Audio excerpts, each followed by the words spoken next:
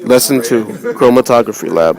For this lab, we will be running protein mix through a chromatography column in order to separate the proteins. In this slide, we are extracting the protein with a micropipette. Here we are placing the protein mix into the chromatography column. Here you can start to see the protein mix enter the chromatography column.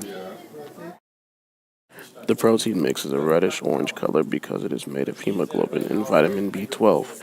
Hemoglobin is brown and B12 is pink. The protein was introduced first, so the buffer can push the protein into the column rather than both solutions mixing together. Here we had to introduce the buffer to increase the speed at which the protein would go through the column. The buffer applies pressure on top of the protein to increase the speed at which it separates, so we had a large amount on top of it. Here you can see the protein mix starting to separate within the column. Here we started the fractionating process. This process allows you to take samples of the components that make up the protein mix.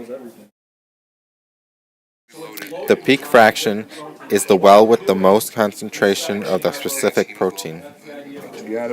In this picture, you can see the darker brown wells at the top and the darker red wells at the bottom. Those are the fraction peaks. Here are the results that we received from the fractionating process. Since the hemoglobin traveled around the beads, it's the larger molecule, therefore allowing it to leave the column first. That's why the hemoglobin appears first in the protein assay plate.